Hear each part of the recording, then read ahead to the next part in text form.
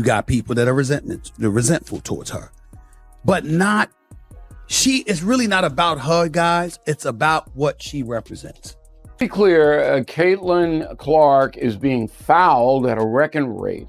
Some of them are brutal fouls, and a lot of the refs are looking the other way. Fortunately, it's creating a textbook hostile work environment for Caitlyn Clark. And under Title VII of the Civil Rights Act, the federal government does have an ability to engage here.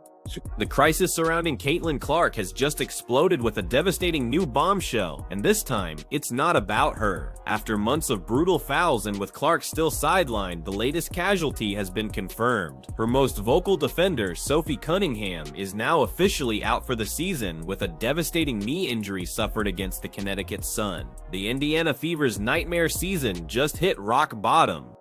But despite all that success that she's immediately had, the league has basically looked the other way as she's been targeted on a weekly basis. This Caitlyn Clark exploded onto the scene. Indiana Fever signs her, and suddenly the WNBA knows what real media attention looks like. You had rookies before, but nothing like this. She wasn't just a player, she instantly became the league's golden goose, the face, the cash cow, whatever you want to call it. Clark was it. Okay, because she's brilliant, right? That's why she's wreaking havoc, because she is so... Oh, good. And the numbers? Oh, they screamed that louder than the headlines. League app engagement? Up 6 to 13%? I mean, who even checks the WNBA app? Nobody. Until Clark showed up. Subscriptions?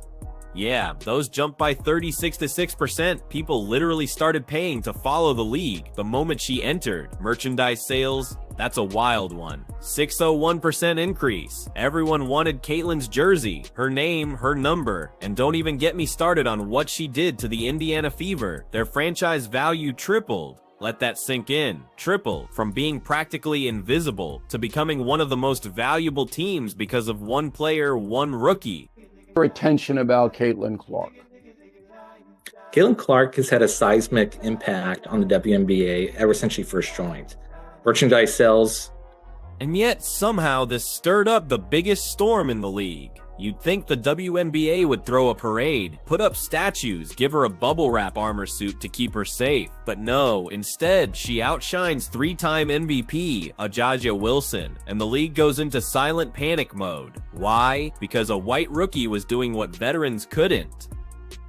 And suddenly, we're no longer just talking basketball, we're talking politics, egos, and envy.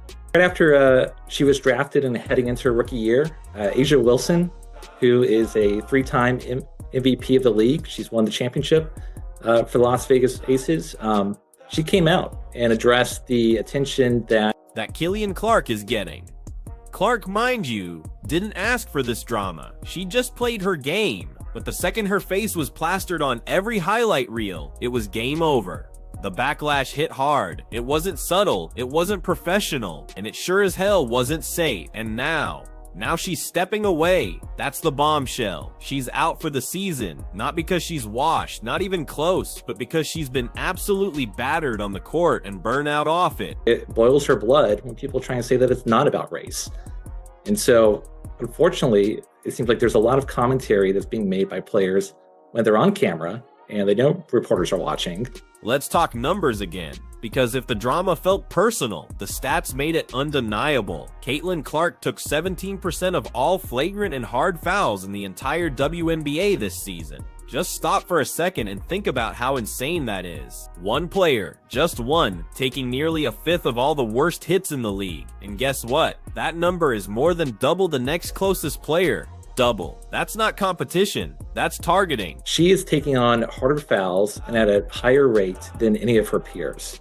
So it turns out that in her rookie season, she absorbed 17% of all flagrant fouls, or hard fouls. These weren't love taps either. We're talking mid-air collisions, blindside shoulder checks, the kind of hits you'd see in a rugby match, not a basketball game. And while Clark was getting clobbered every other game, the referees apparently decided to go full spectator mode. Viral clips showed her getting fouled 3 to 4 times on a single possession, and nothing. Crickets. Refs just staring like they forgot their job description. more than double the rate of any of her peers. This is not something that you would see occur to any other top star in any other league. And I think a lot of fans are scratching their heads of why the league is allowing this to continue. And the best part, not a single player got suspended for it. Not one. Doesn't matter how blatant the foul was, how many slow-mo replays went viral, or how loud the crowd gasped. No action. The league just shrugged. You tell me how that makes sense. One analyst even said it flat out. She's one flagrant away from a career-ending injury. And guess what? It finally happened. She is out for the season now. There's a lot of jealousy and animosity, and that can be understood, right? If you've been a VP of the league in the past, yet you were unable to achieve the... But here's where it gets spicy, because this mess, it isn't just about fouls. It's not just some gritty basketball beef. No, it got way deeper. A'ja Wilson didn't hold back when she said it. Race is a huge thing. It boils my blood when people say it's not. That's a 3-time MVP dropping the race card on live mic. No filters. And suddenly, you realize Clark's not just catching bodies on court, she's carrying the weight of a cultural divide she never even asked to be part of. Unable to achieve the visibility and perhaps the endorsements that Caitlyn Clark has received right out of the gate, it shows that it's normal to assume that there would be some degree of resentment. However, the concern is that resentment is then leading to targeting on the court. Veteran black players who've been grinding in the league for years without media love endorsements or national buzz are clearly annoyed that a white rookie rolled in and stole the spotlight. And look, I get the frustration, but when it turns into on-court retaliation, that's when we've got a whole different problem. Because Ms. Clark's civil rights are being violated as she is targeted on the court, the basketball court, and no one's protecting her. Is that what you're saying? That's correct. Clark never said a word about race, never pointed fingers, never played victim, but the second she became the face of the league, the resentment kicked in and the foul count followed. She basically became the scapegoat for decades of ignored black talent. And while that debate is worth having, it sure as hell shouldn't be settled with elbows and cheap shots. Make sure that does not happen. That is the weirdest thing in the world, but it is what it is, and I'm glad that Caitlyn has a great head on her shoulders. This is where the story turns from tragic to almost prophetic. Remember when Sophie Cunningham said it? The star player of the league is not being protected. Now her words are haunting the entire league. During the game against the Sun, Cunningham went down on a routine, non-contact play. She planted her foot to make a move and her knee buckled. The diagnosis confirmed the worst, a torn MCL. The one player who publicly stood up and warned that the league's physicality was out of control has now had her season ended by it. It's basically done for the WNBA what Michael Jordan did for... And her injury blows the whole conversation wide open. It's not just about targeted fouls against Clark anymore. It's about a dangerous work environment for everyone. This is textbook hostile work environment, where the cumulative effect of unchecked aggression creates hazardous conditions. Legally, the WNBA now has to answer how a season this physical was allowed to unfold, leading to injuries that are taking out the league's key players. And the amount Caitlyn Clark is being fouled compared to any of her peers in the league, or the treatment that she receives compared to any other top stars in any other leagues, there's no comparison to it. And now, because of all this nonsense, we're here, Caitlyn Clark, the only reason half the country even remembers the WNBA exists, is done for the season. She came in trying to play basketball, broke every rookie marketing record in the book, and ended up getting clobbered on the court and iced out politically. She's hurt, frustrated, and probably wondering why the hell she signed up for this league in the first place. Instead of protecting its transformative star, the league's leadership ignores the relentless targeting of Miss Clark, treating its greatest asset as if she were a PR headache. The Wall Street Journal didn't hold back. They straight up said it. The WNBA is sitting on a civil rights lawsuit just waiting to erupt. It's not even a whisper anymore. It's a legal time bomb ticking louder with every ignored foul and every shady non-call. And now, the league's leadership is in the hot seat, whether they like it or not. Physicality has very obviously ratcheted down. Let's be real. This isn't just a bad officiating issue anymore. We're talking about a pattern of behavior that screams discrimination from the rooftops. Remember Harris v. Forklift Systems from 19? Yeah, that little case made it crystal clear that a hostile work environment doesn't need a physical punch in the face to count. You just need degrading repeated behavior that makes someone feel like crap every time they clock in. Sound familiar? It's about what she represents. Before she ever came along, there were a lot of outstanding basketball players who happened to be black females. Now, toss in Texas Department of Community Affairs versus Burdine, 1981. That case basically flipped the burden onto the employer once you can prove unequal treatment, which Caitlyn Clark's situation does on a silver platter. I mean, we've already established she's been taking double the flagrant fouls of everyone else in the league. That's not speculation, that's math. Cold, brutal math. Maybe Caitlyn Clark's civil rights are actually being violated.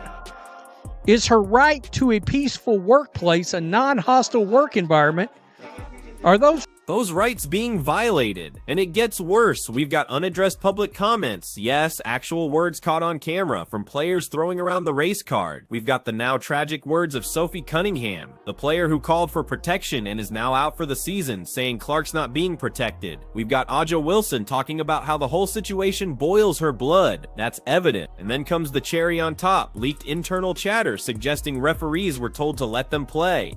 And so she's facing a hostile work environment. Unfortunately, it appears that it does impact a protected class, her race, as evidenced by quotes by players in the league. And there is a federal element here to where the government can intervene, and we've already seen this. Now, the Department of Justice is sniffing around, so is the Labor Department, and even Congress is stepping into the mess. Workplace safety, discrimination laws, all in play. You know it's serious when federal institutions are being mentioned in the same sentence as layups and foul. But that's where we are, and yes, Senator Jim Banks has already sent a formal letter to Commissioner Kathy Engelbert demanding answers. Not asking politely, demanding. If that doesn't tell you the WNBA's PR team is in panic mode right now, I don't know what will, because once lawmakers start sniffing around your league's policies, it's not just a public image problem anymore. It's legal, political, and financial, all rolled into one headache. Time race has really gotten to this level. Why do you think the referees don't protect her more? I think that's a great question.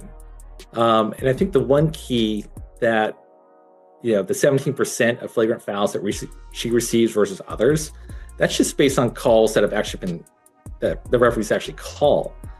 But somehow, despite all this chaos, the media mostly stayed silent. Like, where are the think pieces? Where are the network specials? Caitlyn Clark just got snubbed from the USA Olympic team, the same player who's single-handedly carrying league viewership on her back. She's literally the #1 ticket seller in the WNBA, and somehow she doesn't make the Olympic cut. Make it make sense. But Caitlyn Clark doesn't get to play under these circumstances, where these girls are just going out there and playing basketball. And the fallout was immediate. The All-Star Game, which should have been a victory lap for the league, saw ratings nosedive by 55%, 55 point. That's not a coincidence. That's what happens when fans realize the one player they actually came to see isn't gonna be there. You sideline Clark, and apparently the entire fan base says, cool, we're out too.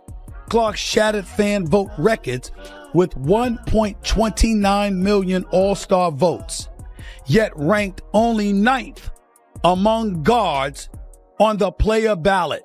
Alette, even owners joined the downplay Clark party. Sheila Johnson, owner of the Mystics, casually suggested other players deserve the spotlight more. Like, thanks for the vote of confidence. You'd think an owner who benefits from league-wide growth would protect the player responsible for that growth. But no, we're playing politics instead, and it's not just the media blackout or the Olympic snub, it's the emotional toll. Caitlyn Clark herself came out and said, they get away with things they wouldn't do to others. That's from her. Not a fan blog, not a teammate. That's from the person living it.